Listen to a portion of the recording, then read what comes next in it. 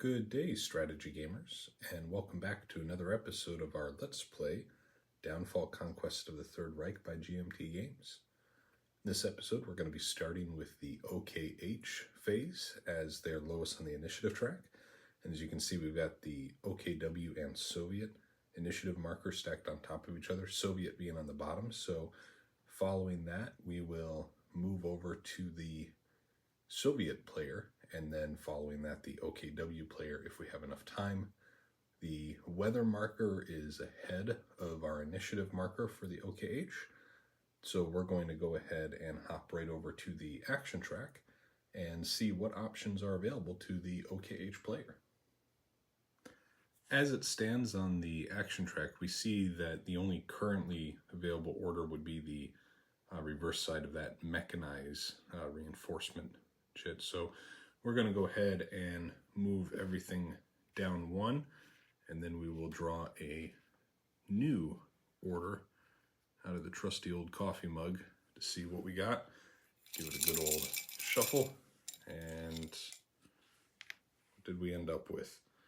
So that is a US redeploy 5. So we're going to put that at the top of the track. So we find ourselves in a situation where the OKH player does not have many more choices than its OKW faction. We can do the mechanized reinforcement, or this is off camera, but in the OKH orders planning track, we do have set aside in the planning section a redeploy 4 marker, which I think would be very useful to us right now. So we'll go ahead and play that. So I've moved up our initiative marker for the corresponding cost of 4 for that redeploy order. And now we're looking at the Eastern Front and need to make some decisions on where we want to move our units. I think we'll work our way just from the south along the north of the front, one unit at a time, kind of explaining through each decision as we go. In the south here, we've got the 17th Infantry. This particular unit I think we'll leave where it is because it's in a very defensive position, and it can't really get cut off unless the Soviets were to go around this hex, because our hex spine prevents them moving into Krasnodar. So they would need to come from the north into Krasnodar to then block our escape. And I think it will eventually flee across the Kerch Strait here into Crimea, but that will be for another turn. We'll continue holding our position, I think, where we're at. Now, when we look a little further north here, we'll move these units in Rostov first. This Italian infantry unit, I actually think I'm going to move out, and they will sit in Stalino to just try to make sure we defend this side. And as I think about this now, I wonder if we actually even want to be advanced across the river to try to prevent Rostov from becoming too easily encircled. So yes, I think I am just going to adjust that move and move it here. It'd be a cost of 2 movement points, given that it's going across a river, so that adds a movement point to that decision. And then this 3rd Romanian, we're just going to pull that back, and it'll stack here with the Italian unit. This now frees up some decision making with the 1st Panzer and the 4th Panzer. So I think what we will do is, so 4th Panzer can go 1.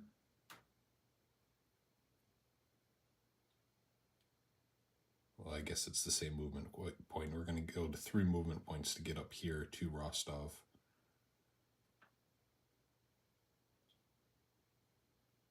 And I think we'll actually move it back to Stalino. And and then the first Panzer will 1, 2, and then 4 movement points to cross the river into Rostov.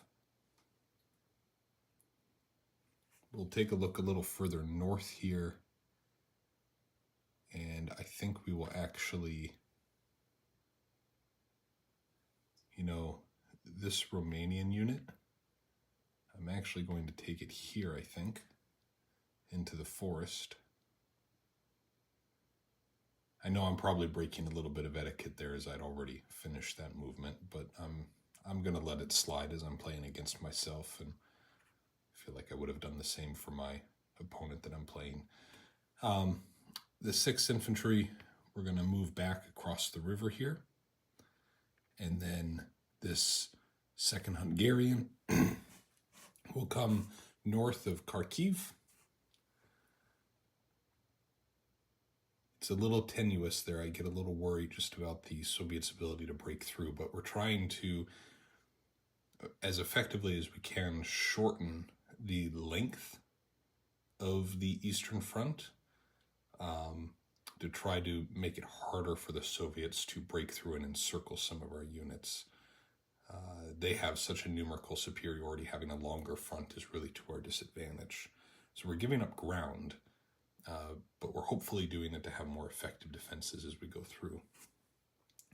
Now up here in Kursk, we will leave that unit as is. I do think we will take this Hungarian unit. No, we'll leave them in Kiev just in case they do break through, I suppose. Looking at the rest of the northern front, I'm not sure I actually want to pull back any further. I think we're in some pretty good defensive positions, and I actually feel pretty good about the status of the northern front. So we'll leave that as is, and that completes our redeploy order. With that, we'll hop on over to the Soviet turn, as they are next on the initiative track. So looking at the initiative track, we see the weather marker is behind the Soviet initiative marker, which is a little hard to see, but it's buried here under the other 2 initiative markers. We've moved it up to our current spot, and we're now going to roll 2 dice to see how much further the weather goes. 3 and 3 is 6, so it's going to move from 47 up to 53. Quick note before we hop over to the action track. The Soviets do have in their planning box a redeploy 3 order that is applicable for garrisons, elite units, or fortress troops. So the redeploy itself isn't necessarily a bad idea. However, it's a little limiting in which units we could actually move with that order. So we'll take a look at the action track and see what other options are available to us. So when we look at the action track, there's a number of choices for the Soviet player, 5 in total actually, which makes sense with OKH and OKW having such slim pickings. First and probably most appealing would be the Stavka order, allowing us to play an operations order from the Soviet track. We also then have a 3 redeploy, 2 attack, and that's with motorized shock and armor units. Above that, a 4 attack with fortress infantry, shock and armor, a recruit, which is double-sided for armor and infantry recruit option, and then another 4 attack with infantry and armor. So, Stavka being at the bottom, taking that obviously avoids any initiative penalties, which is very appealing. And I think really the choice that we have is we could take there's a couple of orders available that would be redeploy or redeploy and attack, allowing us to maybe move up a couple of units and then conduct some attacks. Or there are a couple of just attack orders that we could do. Namely, there's a 4 attack with infantry and armor. It's the same one that's available here on the action track, just for your representation. So it's an interesting position, and I think we are going to take the Stavka order So we'll commit to that being our order, and then we're going to choose from the operations track which of the orders we're going to choose. And I'm going to hop over to the east front to kind of explain my reasoning on this. So when we look at the operations orders, the redeploys and then attack option, that would only be with motorized, armored, or shock units. Now, when we look here at the map, we remember this from past episodes, we have a lot, oh my goodness, didn't mean to flip that over. We have a lot of armor units that are pretty low strength. This one's at 1, 2, 1. You can go across the map, and I don't think there's many armor units we have with more than a strength of 2, many at 1. So I'm a little cautious about moving those closer to the line without the support of infantry, and then being at risk of some quick counterattacks by the OKH player. So I think instead what we're going to do, and it is a little inefficient, perhaps described as a little wasteful, but I think we're going to spend 6 initiative on the 4 attack with armor or infantry as the primary attacker. And the reason I say it's wasteful is there's really only 2 targets that we're going to be looking at with that attack order.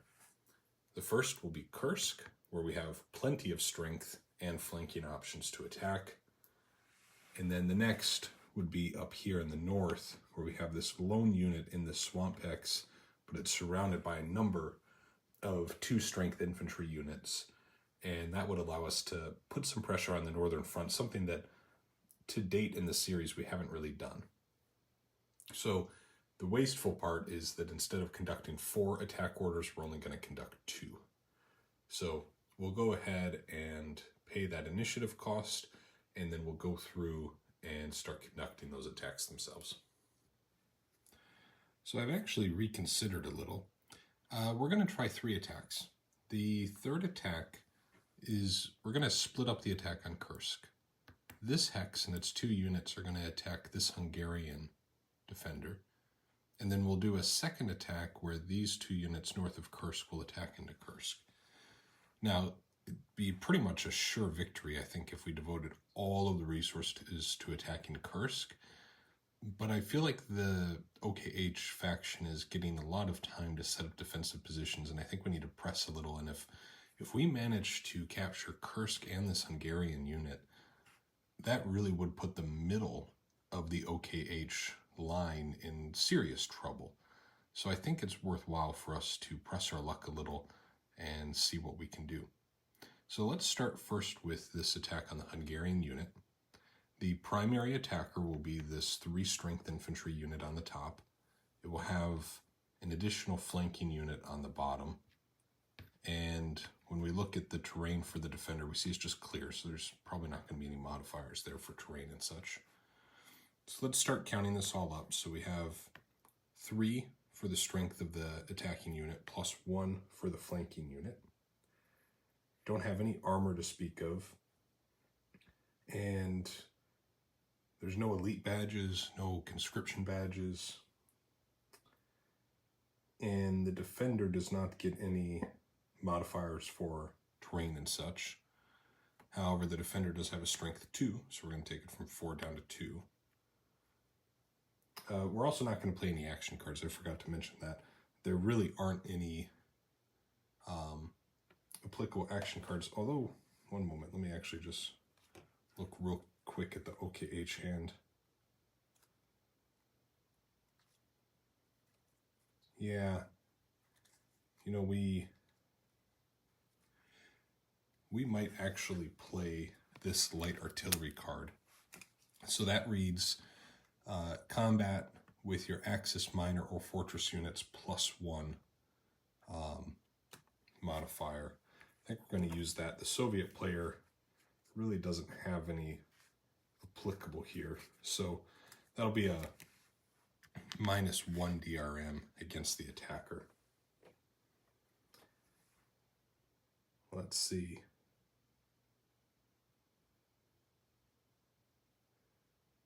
We don't have any event modifiers. Just checking those event cards real quick, but I don't think we have any that are applicable. Nope. The weather is snow, so that's going to be a further -2 for the attacker.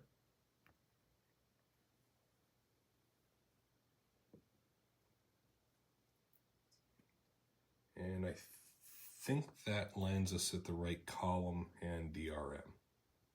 So we are going to be on the +2 column with a -3 DRM. The Soviets are probably going to need some hot dice here. Let's see how this goes. That's a 6, which modified comes down to a 3. So let's look here. That's the 2 column on a 3. Ooh, not good. So attacker's going to lose 1 strength, defender loses nothing. So we're going to take that loss here from the primary attacker, and that was a stout defense there from the Hungarians, and perhaps I should have stuck with my original plan, but hindsight 2020 and all. So really, really unfortunate. There's no advancing because the defender did not retreat. So yeah, that that was a little underwhelming. We'll get rid of this combat card as well. And I think we'll move on and conduct the attack against Kursk, hoping for some better results than what we just witnessed there. We'll start by saying this is the primary attacker attacking into Kursk, and this armor unit will be flanking. So for strength, we have a +3, and a flanking attacker is a +1. We do have an armor unit, so that's another +1, specifically an armored unit in snow. There are no elite badges or conscription badges. There is a German combat unit, so that reduces the combat column by 1. The defender is in a city, that reduces it by another 1. And then the defender strength is 2, so that brings us down to column 1. In terms of DRMs, there are no cards we're playing. The weather is snow, which is a -2.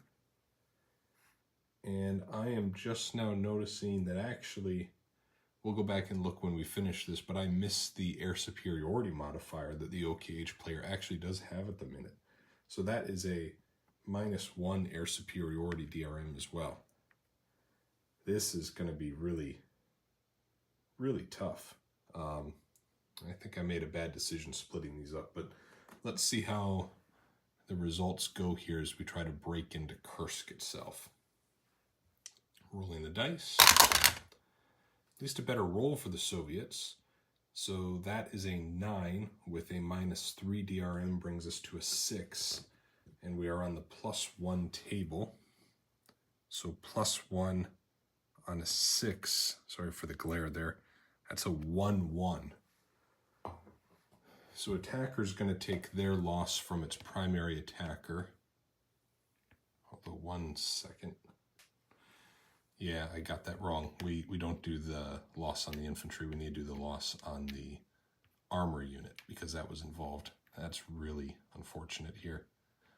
And then the OKH player, I think the OKH player is going to go ahead and take the loss in Kursk and try to hold just a little longer, and maybe the OKH player can get that that reinforcement that's on the track right now. I don't know, or yeah, it needs some type of luck there, but I think we try to hold on just a little bit longer because Kursk is so important to really holding the line, holding that center. So we're going to do that. And let me now hop back to the attack we did against the Hungarian unit just to see how the air superiority modifier would have altered that. So this is really painful. It would have actually been a 2-0, so we would have taken another loss there to our strength, and we're going to take that from that top unit. So what a horrible sequence of attacks so far by the Soviet player. Really just not pleasant at all. I think for this next attack, I'm going to move the camera a little further north, just so we can see the units and the terrain a little bit more closely. And then off camera, I'll keep track of the column and DRM track. And I promise that's not some type of attempt to hide my poor counting abilities. I'm sure you will catch the variances either way. Let's hop on up there. Okay, so taking a look here at our attack, our primary attacker is going to be this infantry unit attacking into this hex. Below it, we're going to have this unit, which is a shock unit, flanking, as well as this infantry unit here. So that's +2 for the strength of the primary attacker, and then a further +2 for having 2 flanking attackers. So that gets us up to +4 there. We don't actually get the shock unit with active ability because they were not on the order card. So that's why I'm not counting that modifier. The shock symbol has to actually be on the order chit for you to get that bonus. We do have 1 German combat unit involved, so that's -1, and at this time we'll also take off the -1 for the strength of the defending unit. And then this is where it gets really painful for the Soviets. This hex terrain here is actually swamp. So that is a +3 to the defender. So that leaves us with a strength of -1. So this, I've committed to this attack. I'm not going to back out now, but this is going to make it very painful, I think, for the Soviets, because we're now on the -1 column. In terms of die roll modifiers, the weather is still snow, so that's a -2 DRM for the attackers. So we're at a -1 column with a -2 DRM. Boy, we really need some hot dice here from the Soviets. Let's see what we get.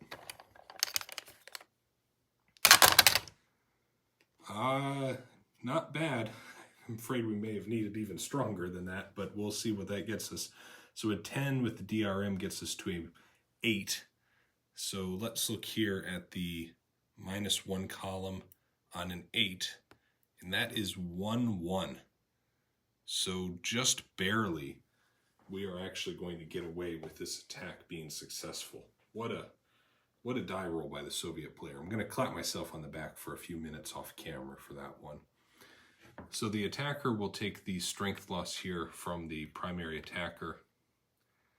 The OKH unit is now eliminated, so we're going to get that off the board.